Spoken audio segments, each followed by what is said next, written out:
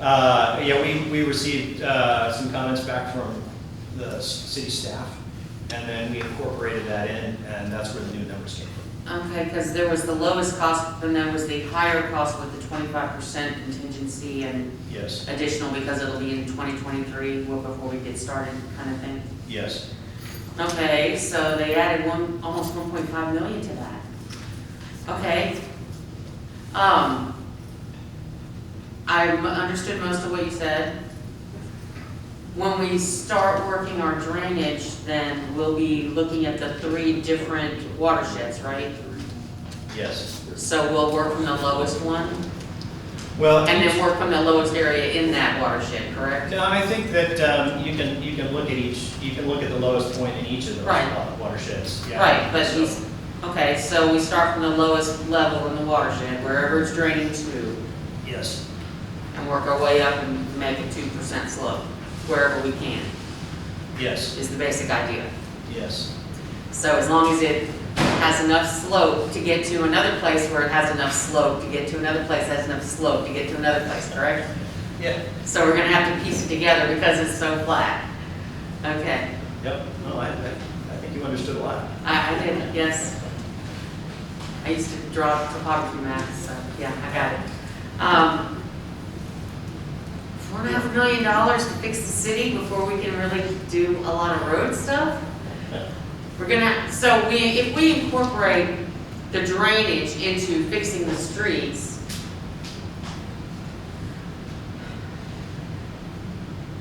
would we have to put the side drains in? You know what I'm talking about, the little culvert drains on the sides instead of just having the concrete meet the asphalt? I think in some places that would be helpful. So you're talking about On curb top, inlets, on the- right? On the sides of the street. Curb inlets, Yes, so that there'd be an opening in the curb area. but we don't have those, because we No. don't have any Right. sewer, storm sewer drainage. Well, we do have some recommendations in here for locations where you could put them in, but that's part of the project, is to extend the pipe from that inlet to go somewhere Right. where it can discharge. Yeah, okay. Yeah. More engineering fees I see in our future. Okay. So, yeah. This was pretty informative. I didn't get a chance to look at the maps really well, but I did get a chance to read the first few pages of your report, so. And you followed it pretty well. Thank you. Well, thank you. Councilmember Greider.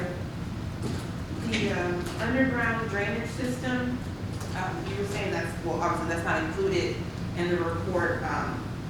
Why was that not included, and what's the estimate, like, how much would that be? Because I feel like if we were to assess everything, I want to know everything.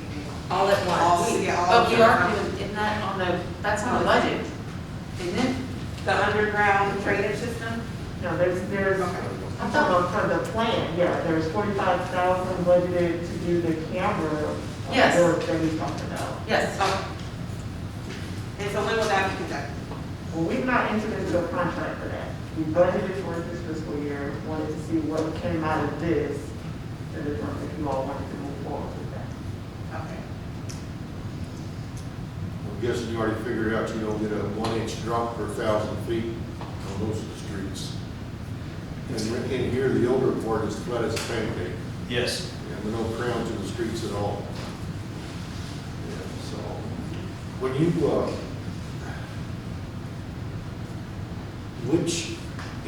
what I've seen in my living here, we basically go to the south and to the east is what there is drop. Is that logical from what I can see every time? And that's mostly where our drainage is going. Yes. And I'm watching it through the, but now are you talking about going through the culverts and enlarging them and dredging? So as to relieve the sediment and all that? Yes. Okay. Yeah. You've lost a lot of capacity in some of these channels. Right. Over the years. And it happens slowly. Some of it's just moving soil. Some of it you can see where it came from. Right. There's a Right. place Oh, yes. that there's no vegetation, the soil just washed away. Yeah. Other places, it's also an accumulation of dead vegetation over the years. That deteriorates and just adds to the soil matrix, and you've got less room for flow. Would be a correct assessment that this, if we didn't enter into this, this should be the first thing before we try to rejuvenate the street, because it'll continue to undermine the street until we, with the standing water and the reduction in the backing up of the water. Yeah, one of my first bosses in this business many years ago used to say, a dry street is a happy street. And so when you have ditches that are full of water, you know, on both sides of the street, and the street is sitting on expansive clay, it doesn't get much worse than that, really. So the clay, you know, it dries and shrinks when it's dry. It expands when it's wet. And if you go along the streets, you can see what's been happening, which is that you get these cracks that run parallel to the edge of the street, right? And that's because the center of the street is staying still more than anything else. At the edges, it's drying and wetting, right? And so it actually flaps like a bird, very slowly, but that's why the pavement cracks in those lines that run parallel to the edge. Okay. So I just want to say that I believe that the underground drainage system, we do need to go ahead and decide to get that done. The other thing is, he made a very great point that, yes, everybody looks at the potholes on the street, yes, because visibly you can see that. But for instance, like Fox Cross, we see that was #1 on the list, that is a safety issue.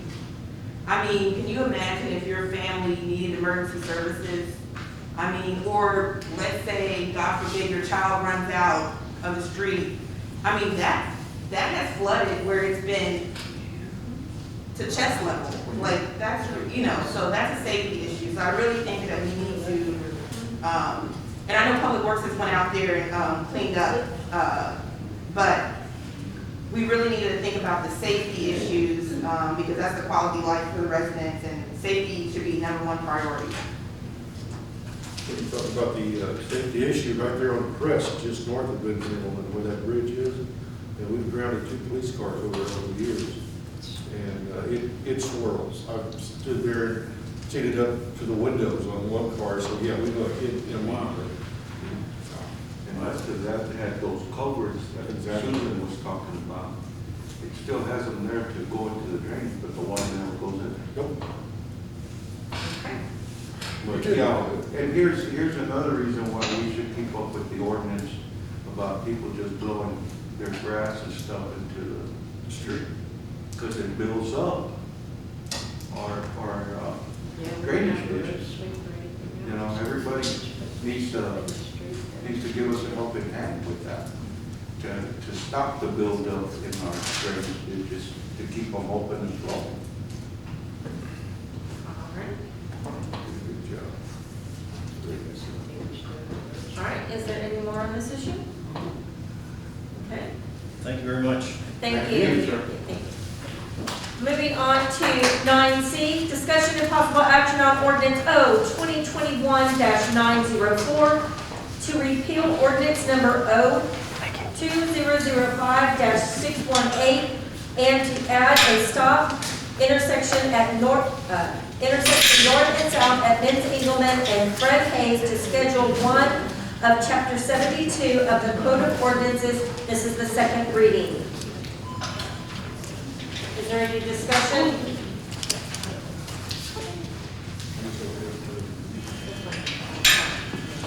I will entertain a motion. Mayor, make a motion, we accept for the second reading ordinance number 0205-618, replacing repealing 02021-4, and stop sign intersection of Benz Englewood and Fred Hayes, north and south. Oh, east and west, excuse me. North and south. Yes, north and south. Okay. Second. I have a motion on the table by Mayor Pro Tem Grant and seconded by Councilmember Apodaca to accept the repealing of ordinance O 2005-618 to replace, I'm sorry. We have a motion by Councilman, Mayor Pro Tem Grant, seconded by Councilmember Greider, to accept the ordinance O 2021-904 to repeal ordinance number O 2005-618 to add a stop intersection north and south at Benzingelman and Fred Hayes to Schedule 1 of Chapter 72 Court of Ordinance. Please call roll. Councilmember Apadaka? Yes. Councilmember Salazar? Yes. Councilmember Greider? Yes. Councilmember Street? No. Councilmember Martin? Yes. Mayor Pro Tem Grant? Yes. Mayor Aldridge? Yes. Motion passes to accept ordinance O 2021-904 to add a stop intersection north and south at Benzingelman and Fred Hayes. Moving on to 9D, discussion and possible action on ordinance number O 2021-905 designating the official city newspaper for publication of matters pertaining to the city of Kirby. This is the second reading. May I entertain a motion? I'll make the motion to do I need to read both paragraphs? You don't have to, you can just call the ordinance number. Okay, Mayor, I make a motion to approve action on ordinance number 0-2021-905, designating the official city newspaper for publication of matters pertaining to the city of Kirby. Second. We have a motion on the table by Councilmember Greider and seconded by Councilmember Salazar to accept the ordinance O 2021-905 designating the official city newspaper for publication of matters pertaining to the city of Kirby. Please call roll. Councilmember Apadaka? Yes. Councilmember Salazar? Yes. Councilmember Greider? Yes. Councilmember Street? Yes. Councilmember Martin? Yes. Mayor Pro Tem Grant? Yes. Mayor Aldridge? Yes. The motion passes to accept the ordinance to designate an official city newspaper for publication pertaining to the city of Kirby. And we can just add for public information, that's going to be the San Antonio Express News. So now going forward, that